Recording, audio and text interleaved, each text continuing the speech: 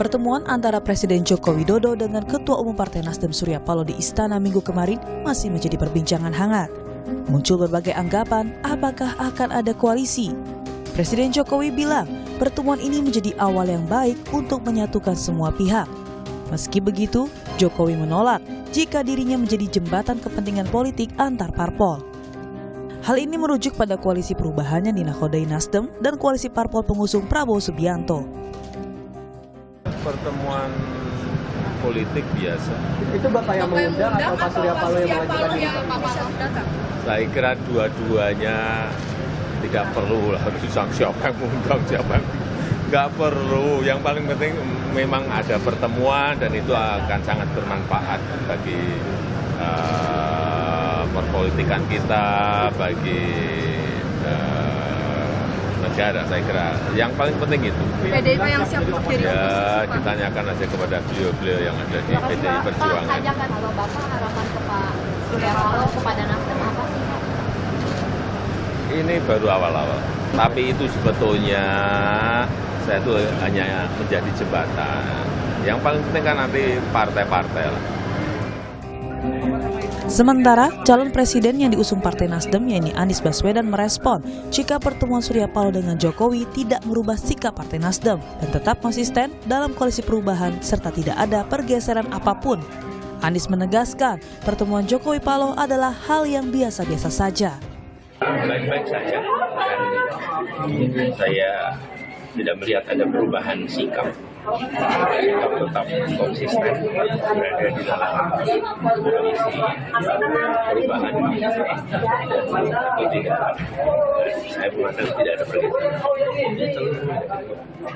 Sampai komunikasi dan tidak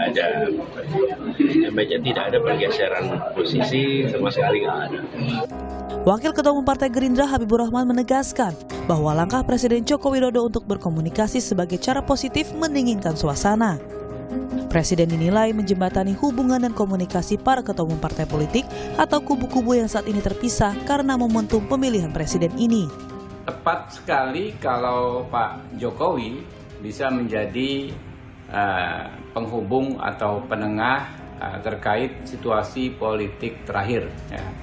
Wajarlah kalau misalnya di event pemilu sebesar ini, ya setelah pencoblosan ada pihak-pihak yang merasa tidak puas, ya situasi juga masih cukup hangat dan kita kan perlu segera mengkondisikan pendinginan lah agar apa? Agar kita bisa kembali hidup normal ya sebagai bangsa.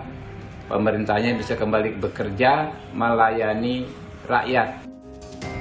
Jika benar adanya koalisi, bagaimana sebenarnya simulasi potensi suara parpol berdasarkan partai pengusung dalam Pilpres 2024? Jika parpol pengusung Prabowo Gibran masuk pemerintahan, potensi suaranya mencapai 41,8% suara di DPR. Sementara, jika parpol pengusung Anies Mohaimin dan Ganjar Mahfud berkoalisi di luar pemerintahan atau sebagai oposisi, maka gabungan dari PDIP, PKB, Nasdem, PKS, dan P3 berpotensi mencapai 48,7% suara. Kami tegaskan, ini hanya simulasi berdasarkan hasil hitung suara sementara KPU. Namun dalam pemerintahan demokratis, prinsip check and balance tetap dibutuhkan agar demokrasi berjalan sehat. Lalu, apa makna pertemuan Jokowi Paloh minggu kemarin? Akankah ada otak-atik koalisi atau tetap teguh menjadi oposisi? Tim Liputan Kompas TV.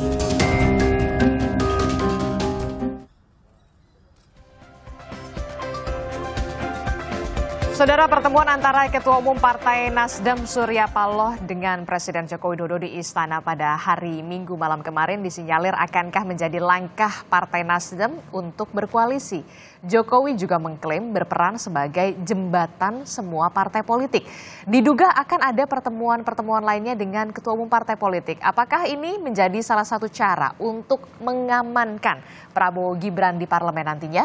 Kita akan membahas bersama dengan sejumlah narasumber di pagi hari ini. Melalui sambungan Zoom sudah ada politisi senior PDI Perjuangan, Bang Andreas Hugo Parera. Selamat pagi Bang Andreas, apa kabar? Selamat pagi Adisti. Ya, kemudian ada juga anggota Dewan Pembina Partai Gerindra, ada Bung Andre Rosiade. Assalamualaikum Bung Andre, sehat ya? Waalaikumsalam warahmatullahi wabarakatuh. Selamat pagi Adisti, Bang Andreas dan Pak Kunto. Selamat pagi. Iya. Ya, Dan alhamdulillah juga sehat. di studio ada analis komunikasi politik dari Universitas Padjadjaran, ada Mas Kunto Adi Wibowo. Selamat pagi, Mas Kunto. Selamat pagi. Kabar baik ya? Alhamdulillah baik. Iya, nanti juga akan segera menyusul bergabung dalam dialog di Sapa Pagi hari ini ada dari juru bicara Timnas Anies Mohaimin, ada Pipin Sopian, Kang Pipin, tapi nanti kita masih akan menunggu kehadiran dari Kang Pipin ini melalui sambungan Zoom. Saya pertama-tama ke Bang Andreas Hugo Parera dulu nih dari PDI Perjuangan. Bang Andreas, ini kan kita melihat Presiden Joko Widodo kemarin pada hari Minggu malam itu bertemu atau melakukan pertemuan lah dengan Ketua Umum Partai Nasdem Pak Surya Paloh. Nah, kalau dari PDIP sendiri melihatnya betul ini katanya menjadi Presiden Joko Widodo ini ingin menjadi jembatan bagi semua partai politik. Jembatan, memang ada yang terpisah-pisah selama ini, Bung Andreas. Adisti, itu pertanyaan itu justru harus ditanyakan ke Pak Jokowi sendiri. Ya, apakah selama ini justru beliau yang memisah-misahkan gitu, sehingga beliau perlu membuat jembatan lagi gitu. Tapi terlepas dari itu, Adisti, artinya soal pertemuan kita nggak tahu persis apa yang menjadi topik pertemuan juga. Tapi saya kira saat ini yang lebih penting adalah kita tetap mengikuti proses pemilihan umum yang belum selesai, baik itu di tingkat pemilihan presiden maupun pemilihan legislatif. Yang penghitungan, saya masih di daerah nih, Adisti, dan penghitungan hari-hari ini masih di tingkat kecamatan di PPK gitu, dan itu masih berjalan terus dengan segala macam peristiwa-peristiwa yang terjadi juga di dalam penghitungan manual berjenjang yang terjadi di tingkat dari tingkat TPS kemarin tanggal 14 Februari, kemudian hari-hari ini masuk di tingkat kecamatan PPK. Nanti kemudian ke kabupaten, kemudian ke provinsi, dan kemudian baru tingkat nasional. Itu satu hal. Kemudian kita juga tahu bahwa ya para pengamat masyarakat melihat proses pemilu yang sedang berjalan ini penuh dengan peristiwa-peristiwa yang patut menjadi pertanyaan. Dalam hal ini tentu kita semua juga melihat dan ada tuntutan yang sangat kuat di masyarakat soal pentingnya perlunya audit forensik terhadap sistem IT yang berjalan, yang bekerja di KPU. Saya kira kita perlu menghormati ini, proses-proses ini, dan tidak membicarakan dulu terlalu jauh soal hal-hal Jadi yang menurut lain. Bung Andreas ini terlalu jauh begitu, terlalu dini. Apakah ini bisa dikatakan sebagai upaya tadi Pak Presiden mengatakan sebagai jembatan? Mau nggak dijembatani kalau PDI Perjuangan sendiri? Atau sudah punya jembatan lain? Ini kan sebenarnya upaya untuk memberikan legitimasi terhadap proses yang sedang berjalan ini gitu, yang belum selesai gitu. Nah itu kan semua kita juga bisa melihat itu gitu, bahwa dengan cara ini kan sebenarnya ingin memberikan legitimasi yang proses yang sedang berjalan yang sebelumnya yang sebenarnya ya masih di dalam proses dan ya belum selesai lah. Artinya pemilu sudah berlangsung tapi proses pemilu itu sendiri belum selesai. Oke, Bung Andre, kalau kata Bang Andreas mengatakan ini masih terlalu dini sebenarnya, masih terlalu jauh, proses pemilunya saja belum selesai begitu. Harus ada yang perlu dibenahi, salah satunya adalah tadi soal IT KPU juga, kemudian masih proses pemilunya juga masih berjalan. Nah, langkah Presiden Joko Widodo ini dikatakan oleh Bung Andreas ini terlalu dini. Anda sepakat soal itu? Jadi begini, ada beberapa hal. Pertama, pemilu sudah selesai, ya, pencoblosan sudah selesai.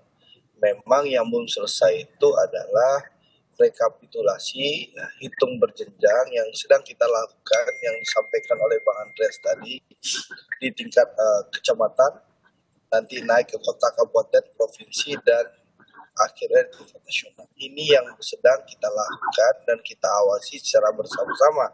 Rekapitulasi itu bukan penghitungan yang sirekap yang diakui oleh kita semua, oleh undang-undang, oleh KPU dan seluruh partai politik ya hitung manual ini.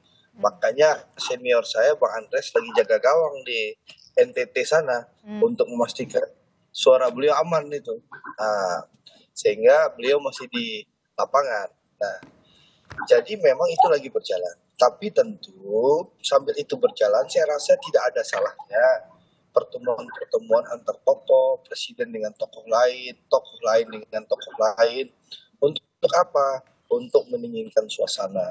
Kita boleh beda pilihan, ya, beda pandangan, tapi tentu ya pemilu sudah usai, kita harus kembali mendinginkan suasana, merajut kebersamaan sebagai keluarga besar NKRI, gitu loh. Nah, bicara koalisi tentu masih jauh.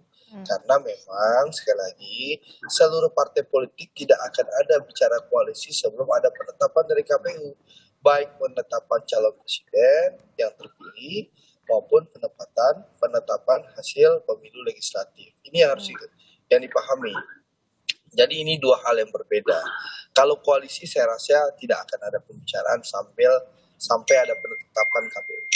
Yang ada itu mungkin adalah komunikasi untuk mendinginkan suasana, membuka komunikasi awal, dan menurut saya itu perlu kita apresiasi dan kita syukuri bahwa pertemuan itu sudah dimulai. Supaya apa? Ya, proses bisa berjalan, bisa saja ada saling gugat nanti, saling lapor ke Bawaslu dan ke Mahkamah Konstitusi. Ke Mahkamah Konstitusi. Nah, itu biarkan di tingkat elit. Jangan sampai di tingkat akar rumput ini masih rame, itulah. Itu yang paling penting, Adisti. Jadi tidak ada masalah, ada gugatan saling gugat nanti, ada yang tidak puas, itu hal yang lumrah, hal yang wajar. Di setiap pemilu juga ada. Dan kami juga melakukan hal yang sama di 2014 dan 2019 yang lalu, melaporkan dan juga menggugat.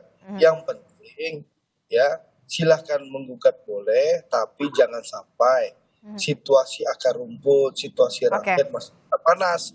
Jadi untuk mendinginkan situasi yang kemarin sudah sempat panas begitulah ya. Untuk cooling down gitu, Andre. Suasana. Jadi kalau ada yang tidak puas ya monggo silahkan. Itu hak konstitusi bersama. Silahkan digugat ke Mahkamah Konstitusi. Tapi saran saya dan saya harapan kita semua, kita harus memberikan teladan dan contoh untuk mendinginkan suasana supaya di tingkat akar rumput, di tingkat masyarakat tidak ada lagi keadaan dan situasi yang kurang kondusif seperti itu. Oke, baik. Kalau Mas Kunto sendiri perspektifnya seperti apa? Kalau Bung Andreas mengatakan ini masih terlalu dini, langkah politik Jokowi ini masih terlalu dini, apalagi proses pemilu masih berjalan. Kalau menurut Bang Andre, ya ini untuk mendinginkan tensi lah ya, kalau yang kemarin sempat panas. Anda melihat pandangan Anda akan kemana Presiden Joko Widodo dengan upaya bertemu dengan Ketua Umum Partai Nasdem Surya Paloh ini? Ya, ini harus diakui Pak Jokowi adalah komunikator politik yang luar biasa, Mbak. Gitu. Karena Pak Jokowi berhasil, ya pada intinya politik itu persepsi kan. Bagaimana saya membuat persepsi tertentu, bagaimana kemudian publik mempersepsikan sesuatu. Dan di sini Pak Jokowi tampaknya berhasil dengan hanya pertemuan makan malam dengan Ketua Umum Nasdem gitu kan.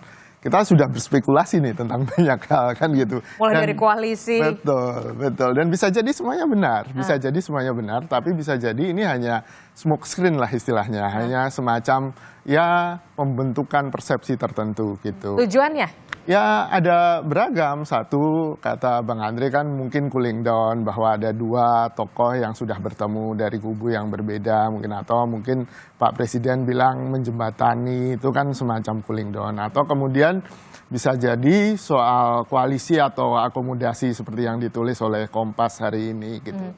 Tapi walaupun itu terlalu lama kan tidak ada salahnya kemudian menyicil dari awal gitu kan.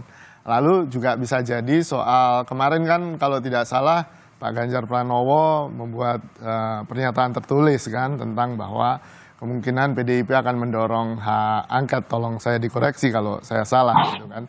Nah ini sangat mungkin ini juga ke sana karena kalau PDIP kemudian bisa merangkul partai-partai koalisi di 03 dan 01 itu sangat mungkin ya sudah mencukupi menjadi mayoritas untuk kemudian jadi hak angket tentang kecurangan pemilu gitu. Dan itu dampaknya apa?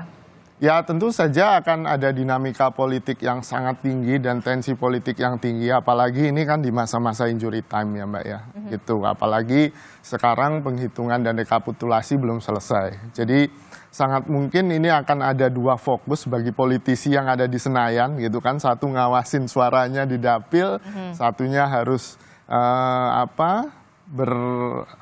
istilahnya berstrategi dan kemudian berkonsolidasi untuk pertemuan-pertemuan soal hak angket ini. Jadi ada banyak hal yang kemudian bisa jadi mempertinggi tensi politik di Indonesia gitu Mbak.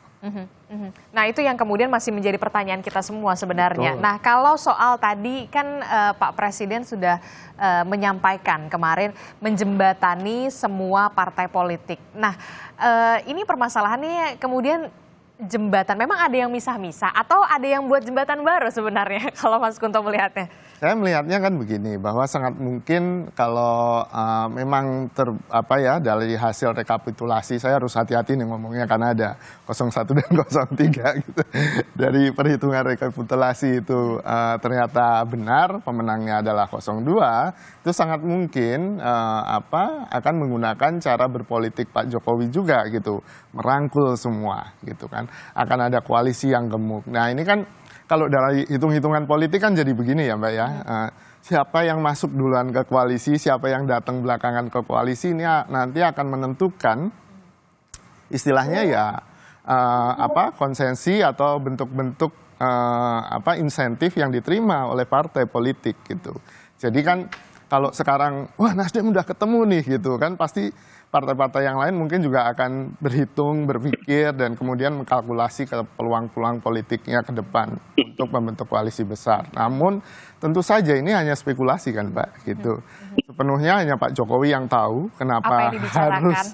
Ya, kalau menurut saya nggak ada semacam pertemuan yang sangat strategis besar.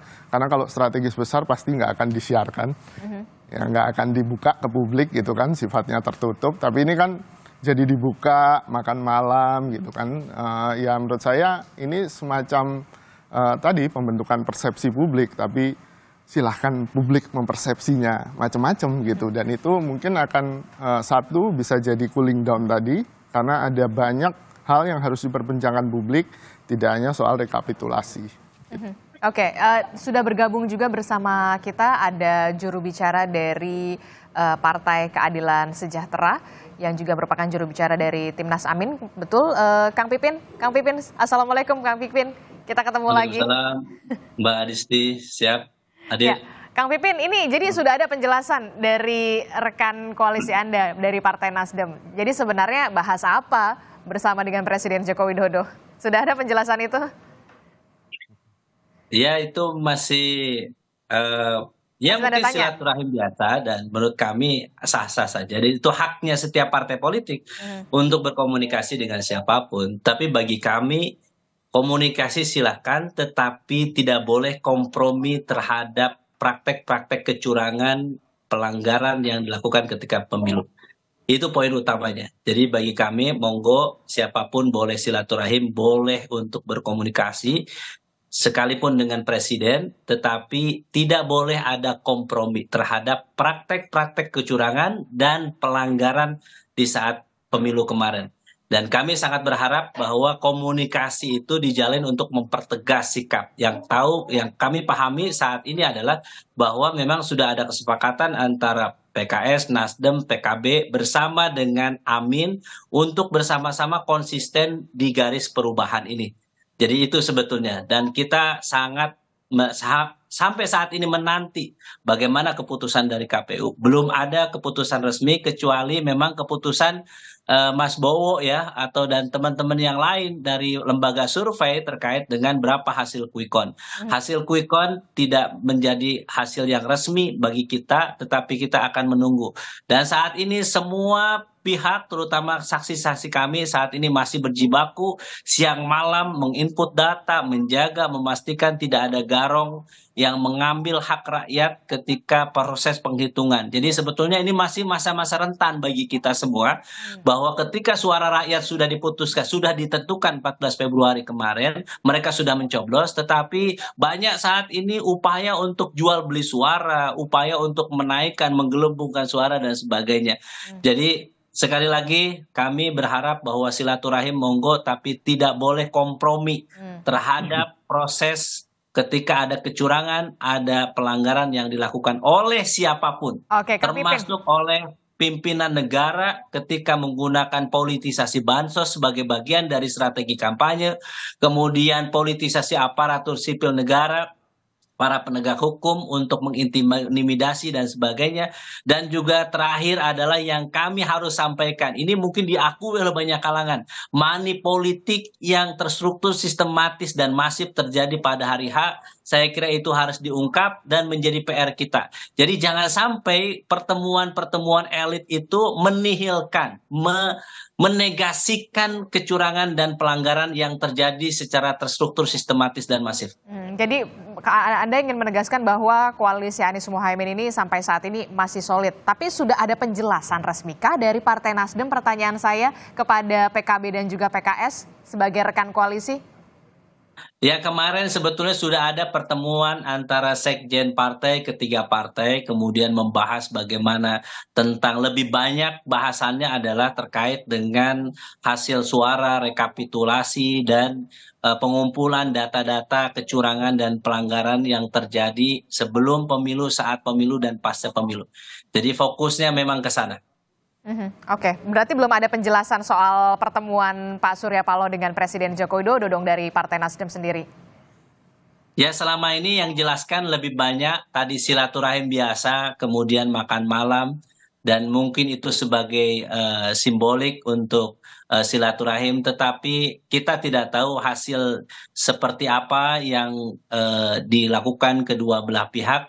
Tetapi lagi-lagi kami harus sampaikan bahwa Timnas Amin, wabil khusus kami dari PKS, saat ini fokus untuk mengawal suara di masing-masing tahapan.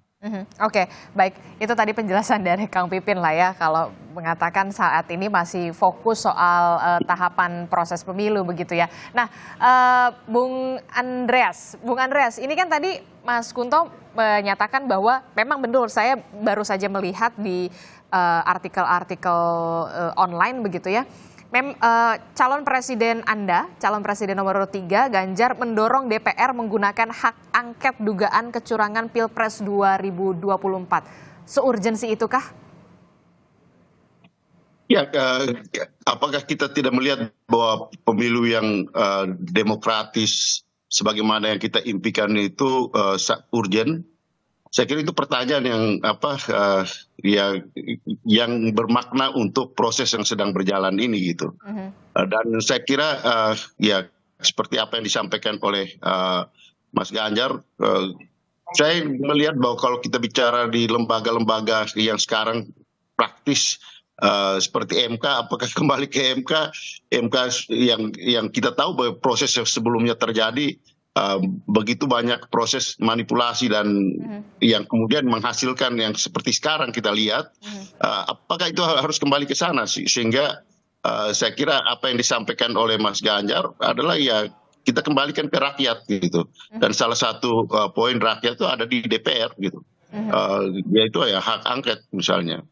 Jadi kalau dari PDI Perjuangan sendiri, kalau ya kita masih fokus pada proses penghitungan ini. Kita masih fokus pada proses penghitungan, dan ini akan menunjukkan kepada rakyat bahwa kita konsisten dengan keinginan kita untuk pemilu yang ya fair, pemilu yang adil, jujur, dari bukan hanya ketika proses penghitungan tapi juga bagaimana sejak awal gitu. Artinya sebelum tanggal 14 Februari, kemudian pada saat tanggal 14 Februari, tadi juga Mas Pipin sampaikan bagaimana peristiwa-peristiwa yang terjadi pada 14 Februari dan juga pasca 14 Februari yang belum selesai gitu. Jadi makanya tadi kalau saya katakan bahwa upaya sekarang apa yang dilakukan oleh ya kalau saya melihat secara persepsi dari tadi kalau meminjam istilahnya Pak Kunto tadi, persepsi yang bahwa politik itu bahwa persepsi yang ingin dibangun ada sekarang adalah ya memberikan legitimasi, legalisasi awal terhadap proses pemilu yang dengan berbagai catatan yang kecurangan-kecurangan yang terjadi selama ini gitu. Jadi saya kira kita jangan terjebak di dalam upaya legalisasi dan legitimasi awal yang diberikan melalui para elit politik gitu. Nah saya kira ini yang harus menjadi perhatian kita dan ya kita berhati-hatilah terhadap semua upaya-upaya yang ya dibangun melalui persepsi-persepsi tadi gitu. Karena selama ini persepsi-persepsi itu juga banyak menjebak kita ke dalam ya hal-hal proses pemilu yang kita tahu menjadi tidak fair gitu. Oke, Kang Pipin ini kalau saya melihat membaca calon presiden nomor urut 3 Ganjar Pranowo ini mengajak koalisi Anies Muhaimin pakai hak angket DPR untuk mengusut potensi kecurangan pemilu. Dari koalisi 01 sendiri, koalisi Amin sendiri, bagaimana menanggapi ini? Ya tentu kami akan mengkaji itu ya, dan kami akan mempertimbangkan apakah opsi itu bisa kita lakukan ya. Dan kalau kita melihat banyak pelanggaran, banyak praktek kecurangan yang terjadi, yang dugaannya adalah dilakukan secara terstruktur, sistematis dan masif, memang salah satu langkah yang bisa dilakukan adalah menggunakan hak angket. Tapi kami harus sampaikan bahwa langkah ini langkah yang strategis. Tentu kami akan membahasnya dengan seksama usulan dari Mas Ganjar ya, dan saya kira tidak ada salahnya misalnya kita memang mengkaji ini, mengambil salah satunya mempertimbangkan untuk mengambil sikap ini untuk tadi mengungkap. Jadi hak angket adalah hak yang dimiliki oleh anggota dewan untuk memastikan apakah yang sudah dilakukan oleh eksekutif, presiden sudah benar atau melanggar konstitusi dan undang-undang. Saya kira inilah yang kita harapkan sejak ya saya kira 5 tahun terakhir ya, ketika kami oposisi merasa sendiri kemudian tidak bisa hak angket yang kami usulkan terkadang memang tidak bisa berjalan karena kami hanya 8% di PKS. Dan saya kira upaya ketika ada kecurangan, ada pelanggaran, ada proses melawan hukum yang dilakukan oleh siapapun, maka seluruh proses itu bisa dilakukan, termasuk hak angket.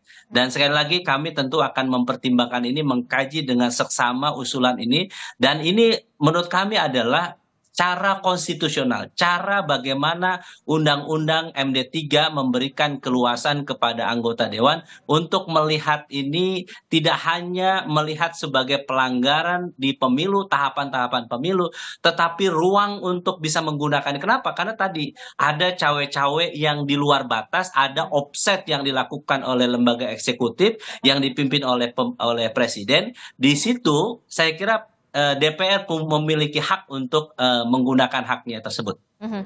Oke, bagaimana kemudian respon dari Bung Andre Rosiade selaku dari kubu 02 yakni Prabowo Gibran jika memang nantinya kubu 01 dan juga 03 ini betul-betul bersepakat untuk menggunakan hak angket untuk mengusut kecurangan pemilu? Jangan dijawab dulu Bung Andre, kita akan jeda dulu sejenak bersama kami, tetaplah bersama kami di Sapa Indonesia Pagi.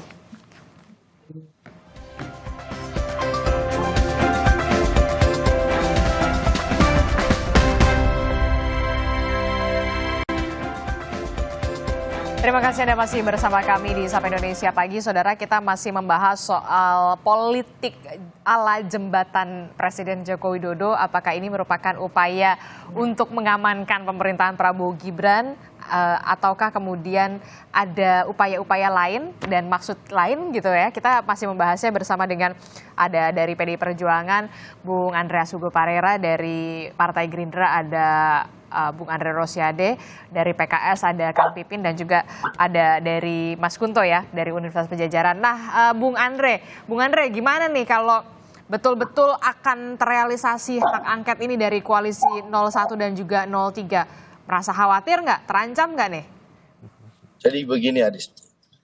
Jadi kalau mengutip kalimat Pak Mahfud yang viral berapa tahun yang lalu, ya kita semua tahu bahwa yang kalah cenderung menyalahkan KPU, yang kalah cenderung menuduh yang menang curang.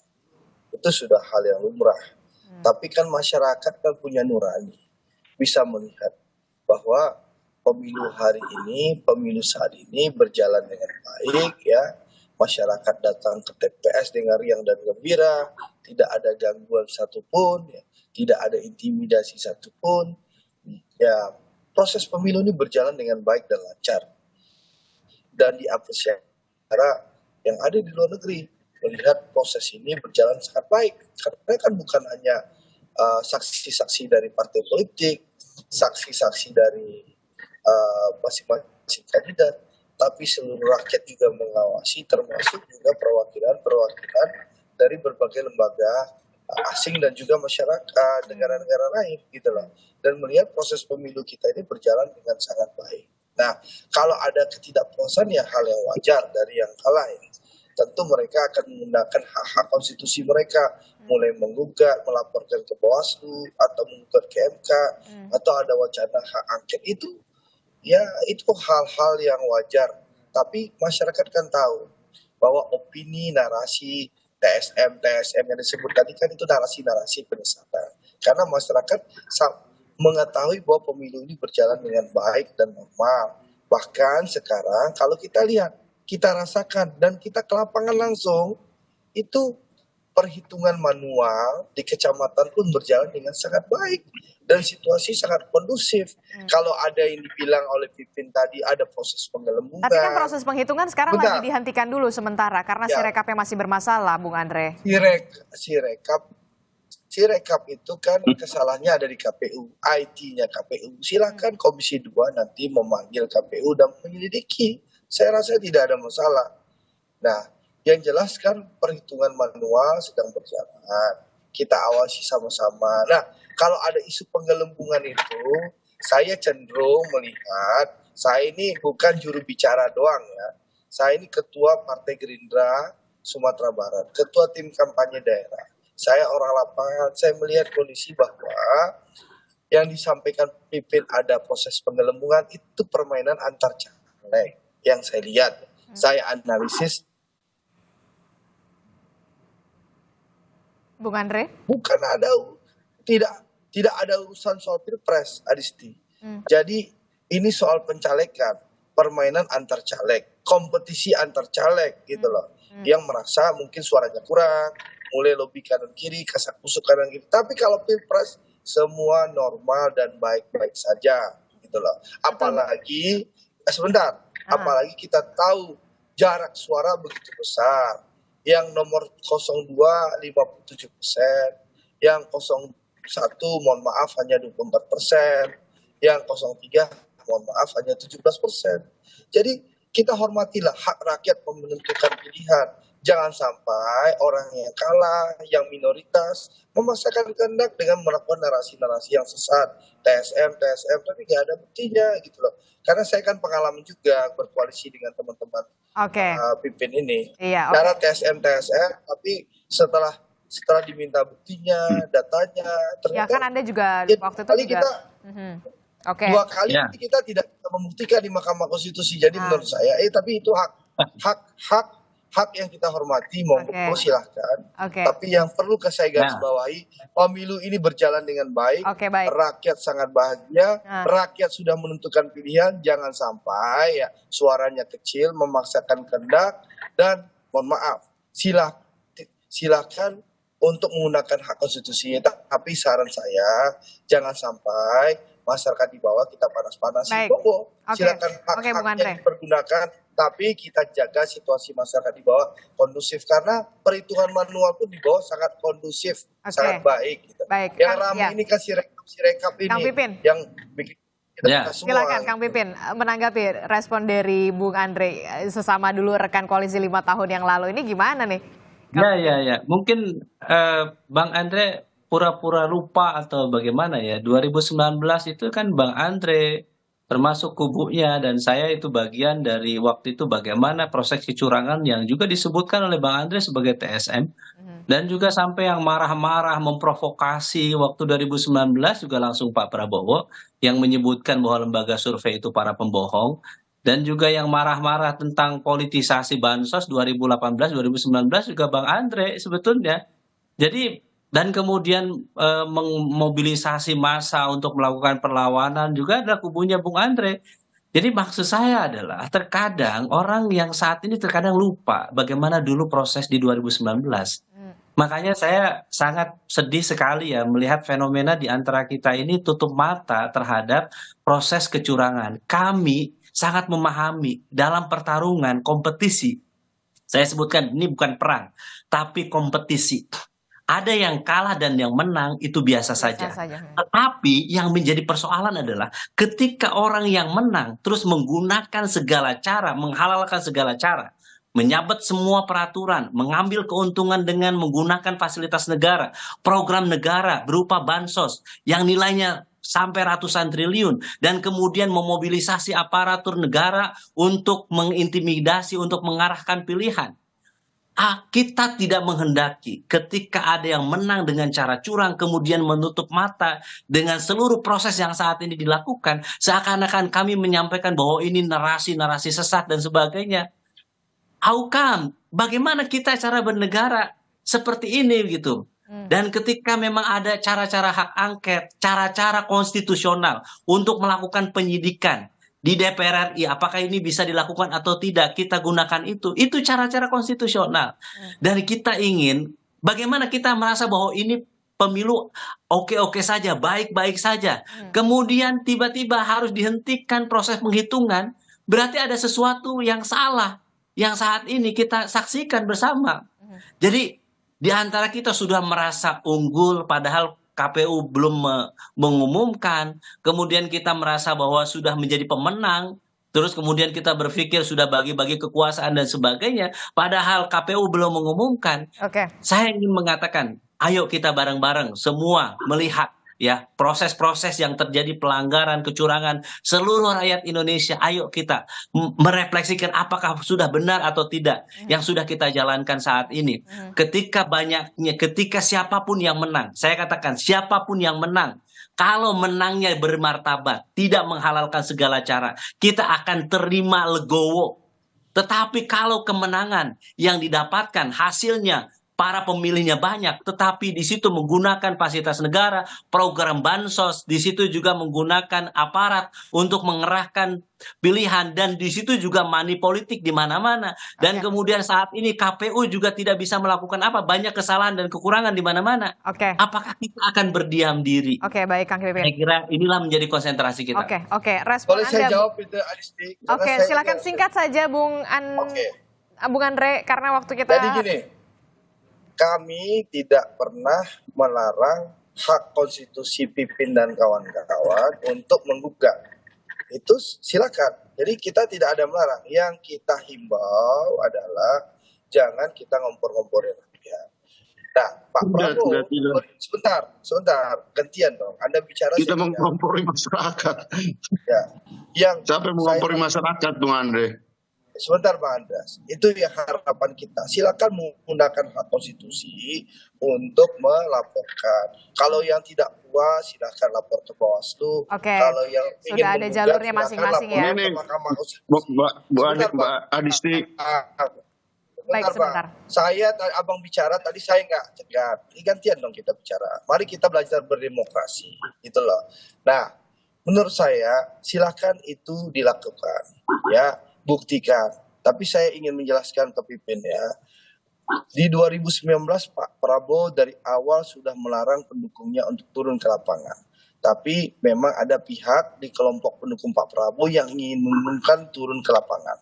Sehingga akhirnya Pak Prabowo langsung datang ke Bawaslu yang meminta pendukungnya pulang. Ya. Meminta pendukung pulang, itu harus dipahami. Memang ada kelompok di kelompok pendukungnya yang itu di 2019 ya, Pak Andre. Pak Prabowo langsung ke lapangan. Pak Prabowo turun ke lapangan langsung menyuruh dan meminta pendukungnya pulang. Waktu di MK kita menggugat, Pak Prabowo sudah menyampaikan dan melarang pendukungnya untuk turun ke jalan selama proses di MK. Mari kita dari televisi, tapi memang ada kelompok pendukung Pak Prabowo di 2019 baik, Bung Andrea, yang memang doyan turun ke lapangan. Oke, baik.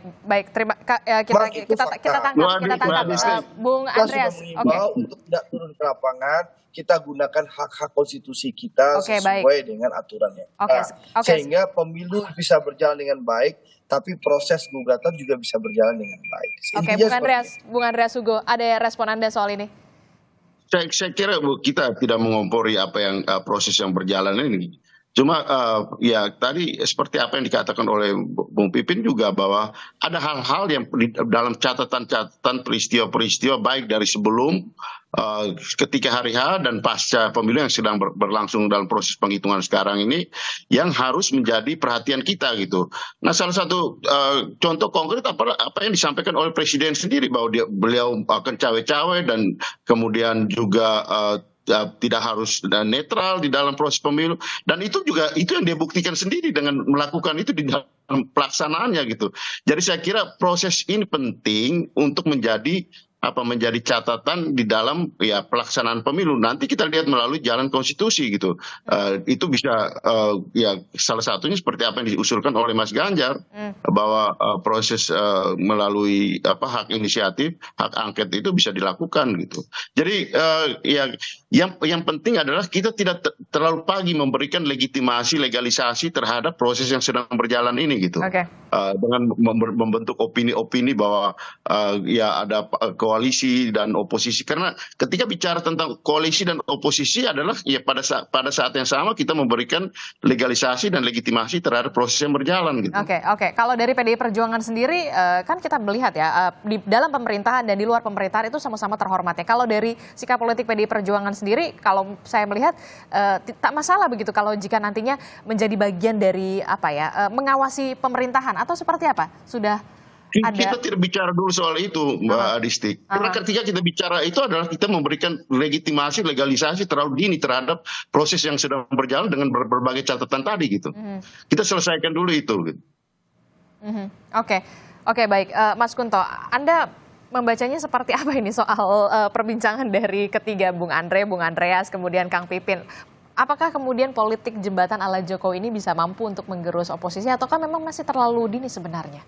Ya, saya akan ikut mengamini para narasumber kita yang terhormat bahwa proses rekapitulasi sedang berlangsung. Betul. Jadi kita hormati itu. Belum ada pemenang definitif, belum ada yang kalah, berarti juga belum ada oposisi gitu kan. Belum ada koalisi pemerintahan. Jadi itu yang harus kita pegang dulu gitu.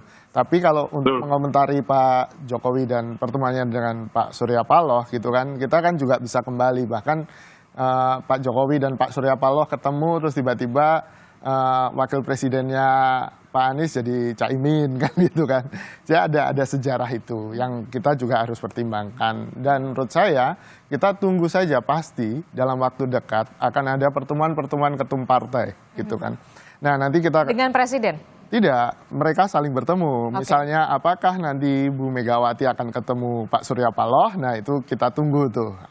Karena berarti ceritanya akan jadi lain narasinya kan gitu. Bedanya akan ada perbedaan lagi gitu. Betul, kita akan juga berspekulasi lagi apakah benar akan ada hak angket, apakah benar koalisi 03 bergabung dengan koalisi 01 untuk di luar parlemen. Kita akan terus berspekulasi terus gitu kan, dan menurut saya itu akan menghabiskan energi kita. Lebih baik kita fokus pada proses rekapitulasi ini dan mengawasi sehingga pemilu ini punya legitimasi yang baik, Mbak.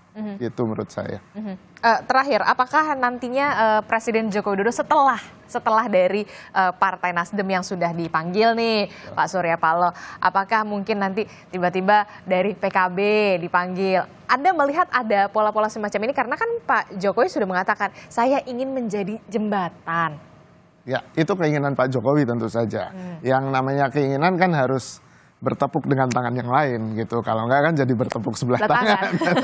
Jadi ya sangat mungkin usaha-usaha itu sedang dilakukan oleh Pak Jokowi dalam artian menjadi jembatan tadi ya. Entah itu jembatan koalisi atau jembatan yang tidak menjadikan hak angket atau jembatan apapun itu namanya, tapi paling tidak jembatan ini berusaha dibangun, ya kan? Dan ya saya tidak memastikan, tapi kemungkinan besar akan ada misalnya pertemuan Pak Jokowi dengan ketum-ketum partai dari koalisi 01 maupun 03. Tapi saya masuk dengan PDI Perjuangan? Ya usaha itu kan sudah ada. Bahkan Pak Jokowi bilang minta tolong ke Sri Sultan Hamengkubuwono. Apakah akan terwujud? Itu pertanyaannya. Nah itu pertanyaan kita juga Mbak. Karena saya bukan Bu Mega, saya juga enggak Pak Jokowi. Jadi saya nggak tahu apakah akan terwujud atau tidak. Tapi demi, ya kalau saya sih demi persatuan bangsa ya. Dan tidak kemudian menafikan bahwa ada proses rekapitulasi yang sedang berjalan dan itu juga harus diawasi.